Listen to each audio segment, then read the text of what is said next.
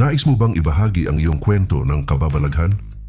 May mga pangyayaring bunga lamang ng masalimuot na pag-iisip at imahinasyon. Ngunit mayroon ding mga bagay na hanggang ngayon ay hindi pa rin mabigyan ng sapat na paliwanag.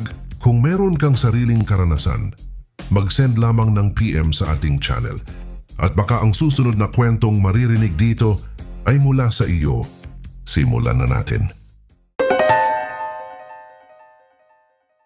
Dear Boss Roski, ako nga pala si Mang Isko. Isa akong mag-iitik noon at nais kong ibahagi ang isang karanasang hindi ko malilimutan hanggang ngayon. Nangyari ito maraming taon na ang nakalipas sa isang bayan sa Quezon. Panahon iyon ng paghahanda ng mga palayan bago ang taniman. Karaniwan nang inaanyayahan kaming mga mag-iitik ng mga magsasaka upang padaanin muna ang aming mga itik sa mga palayang bagong patubig. Kinakain kasi ng mga itik ang mga kuhol at iba pang peste bago pa man itanim ang palay. Ilang araw akong nanatili noon sa isang malawak na bukirin. Dahil malayo ang pinanggalingan ko, pinatuloy muna ako ng may-ari ng bukid sa kanyang kubo. Mag-isa lamang akong matutulog doon. Ang mismong magsasaka naman ay umuwi gabi-gabi sa kanilang bahay sa baryo. Bago siya umalis noong unang gabi, may sinabi siya sa akin, "Kapag kumabi na, huwag ka nang mag-ingay."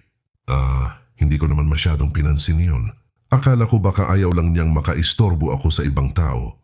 Ngunit nang tumingin ako sa paligid, napansin kong wala namang kalapit na bahay ang kubo. Napapalibutan lamang ito ng mga palayan at ilang malalaking puno ng mangga. Pagsapit ng gabi, kumain ako at naglabas ng kaunting alak.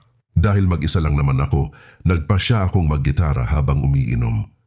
Tahimik ang paligid, malamig ang hangin, at para sa akin, iyon ang perpektong lugar para mag-relax. Habang tumatagal, lalo akong lumalakas kumanta. Wala naman akong iniisip na istorbohin. Tutal, nasa gitna ako ng bukid. Bandang 11:00 na ng gabi, nang mapansin kong may narinig akong kakaiba. Parang may naglalakad. Mabigat at unti-unting papalapit. Noong una ay inisip kong baka kalabaw lamang. Ngunit maya-maya ay malinaw ko nang narinig, parang kabayo. May tunog ng mga yabag at may kasama pang paghuli. Napahinto ako sa pagtugtog. Nakinig ako. Ngunit nang sumilip ako sa labas ng kubo, wala naman akong makita. Tanging mga puno lamang at madilim na palayan. Makalipas ang ilang minuto, bumalik ako sa pag-inom at muli akong kumanta.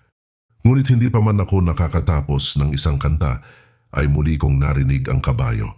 Mas malapit na ngayon. Mas mabigat, mas malinaw. Tumayo ako. Tahimik akong nakinig. Pagkatapos ay tumigil ang lahat. Walang yabag, walang huni, walang kahit anong tunog. Dahil wala naman akong makita, pinaliwala ko ulit ito. At doon nagsimula ang hindi ko malilimutan.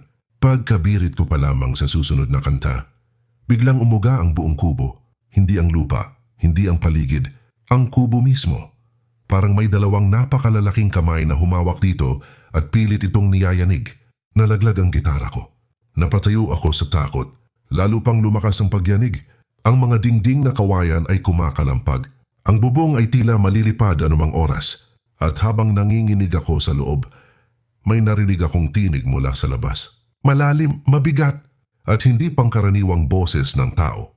Iisa lamang ang sinabi nito, "Huwag kang maingay." Nanlamig ang buong katawan ko. Hindi ko alam kung gaano katagal akong nakatayo ron.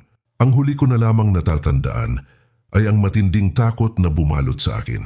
Pagkatapos noon, wala na. Nagising na lamang ako kinaumagahan habang nakahiga sa sahig ng kubo. Bandang umaga na nang dumating ang magsasaka. Pagkakita ko pa lamang sa kanya, ay sinabi ko agad na aalis na ako. Hindi ko na kayang manatili pa roon. Nang ikwento ko ang nangyari, napatawa lamang siya. Pagkatapos ay sinabi niya, "Nag-ingay ka siguro kagabi." Lalo akong nagtaka. At doon niya ikinuwento sa akin ang tungkol sa malaking puno ng mangga na katabi ng kubo. Ayon sa kanya, matagal nang may naninirahan doon, isang tikba lang. Hindi ko na siya pinahintulutang magpaliwanag pa. Tinipon ko agad ang aking mga gamit, isinama ang aking mga itik at nagpaalam sa lugar na yon. Maraming taon na ang lumipas mula noon.